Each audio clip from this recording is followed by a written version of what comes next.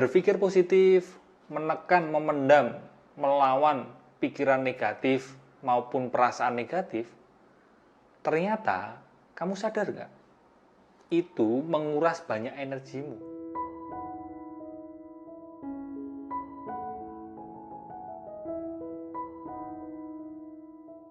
Ketemu lagi di Ngunda Rasa bareng saya Aji Santoso Putro.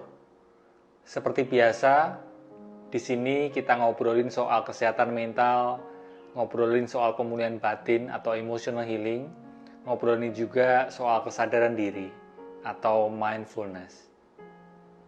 Terima kasih banyak loh buat kamu yang selama ini udah nulis komen, sudah membantu untuk share konten YouTube saya, dan juga sudah ikutan nyumbang ide topik yang bisa saya obrolin, yang bisa saya bahas di konten YouTube saya. Kali ini saya tuh mau bahas keluh kesah dari seorang teman. Tiba-tiba dia bilang, "Mas, hatiku tuh capek." Begitu kalimat pembuka sebelum menumpahkan unek-uneknya. Jadi dia ini sulung di keluarganya, punya jabatan bagus di kantornya, punya keluarga yang bahagia, tapi kadang bingung kalau mau curhat dia harus kemana. Dia adalah pribadi yang selalu dapat diandalkan dimanapun dia berada. Ya, atau setidaknya begitulah pandangan orang, pandangan teman-teman terhadap dirinya. Apakah kenyataannya seperti itu? Padahal kenyataannya dia itu juga merasa perlu nunjukin kelelahannya. Lelah karena menjadi sandwich generation. Merasa perlu ngungkapin bahwa kinerja timnya di ujung tanduk dan ya sedang nggak baik-baik saja. Dia merasa perlu menangis di bahu suaminya sambil bercerita betapa penatnya berakrobatik menapaki karir, sekaligus menjadi istri dan ibu yang tampak sempurna. Tapi dia ini nggak pernah komplain, nggak pernah berkeluh kesah, apalagi marah-marah, nggak pernah. Karena dia berlebihan berusaha agar dia tidak terlihat rapuh. Biar dari luar dia itu dianggap sebagai orang yang nggak lemah. Tapi seperti pembuka waktu dia menceritakan hal ini ke saya, dia bilang bahwa hatinya itu capek. Nah, kamu pernah ngalamin hati yang capek atau belum? Atau sekarang ini kamu merasa hatimu capek? Mungkin kalau kita merasa hati ini capek, mungkin karena kita mengalami yang disebut ego depletion. Apa itu ego depletion? Nah, pelan-pelan kita bahas ya. Berpikir positif, menekan, memendam, melawan pikiran negatif maupun perasaan negatif, ternyata kamu sadar gak? Itu menguras banyak energimu.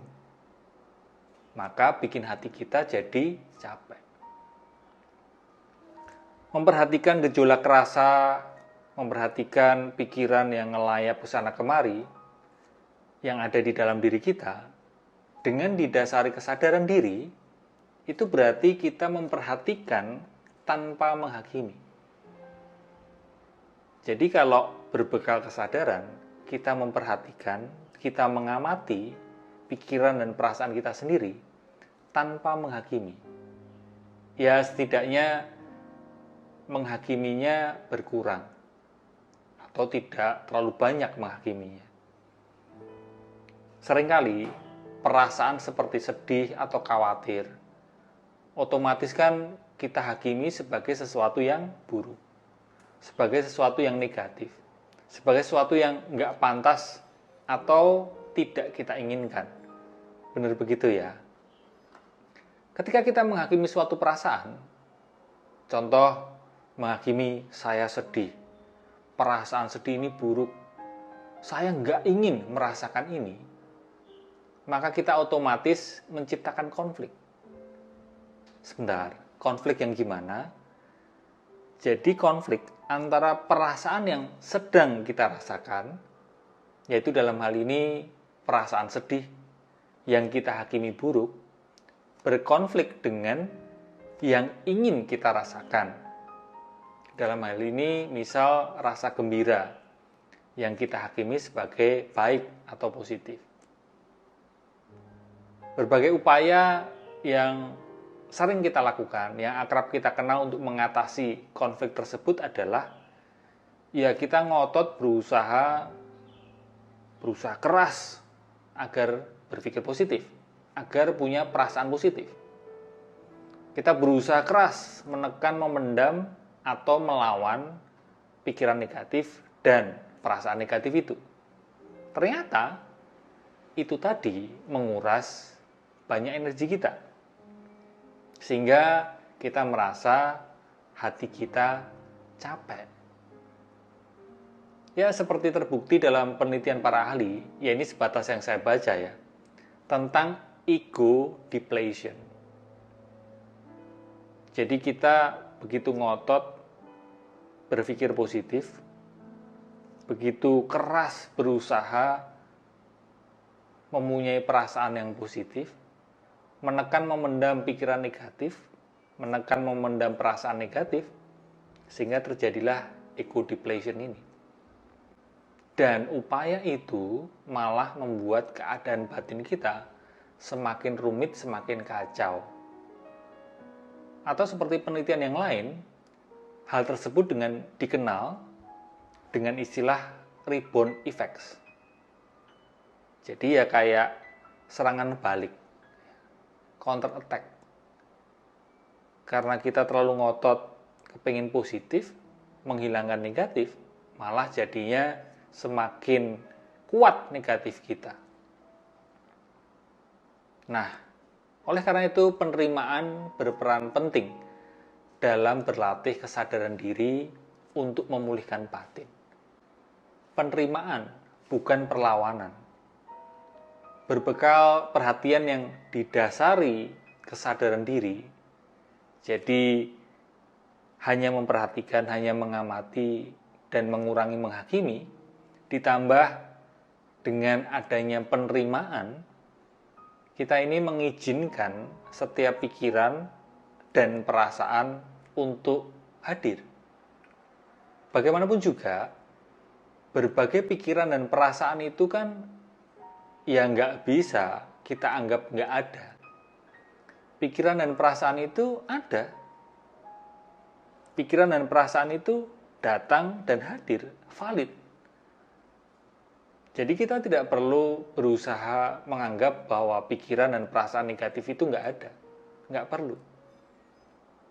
Daripada bertengkar melawan pikiran dan perasaan sendiri, berlatih kesadaran diri, lebih memilih untuk memupuk keikhlasan, untuk menyadari, untuk mengizinkan, dan menerima segala kondisi yang terjadi di dalam diri kita. Menerima segala kondisi batin yang sedang kita alami. Jadi begitu ya, kita jadi mengenal dua hal yang perlu kita perhatikan ketika kita merasa hati kita capek. Yang pertama adalah ego depletion, dan yang kedua adalah rebound effects. Sekian video kali ini. Tentu saja video ini sebatas pendapat saya, hasil belajar dari berbagai sumber, belum tentu benar. Cara yang berhasil buat saya belum tentu berhasil buat orang lain. Yang nyaman buat saya belum tentu nyaman buat orang lain. Terima kasih buat kamu yang udah nonton, dan silahkan tulis di komen apapun pendapatmu, apapun cerita yang ingin kamu bagikan, dan silahkan saling berbalas di situ. Saya akan meluangkan waktu untuk membalas setiap komenmu. Semoga bermanfaat, semoga selaras, dan semoga kita semua bisa menerima kenyataan seapa adanya ya.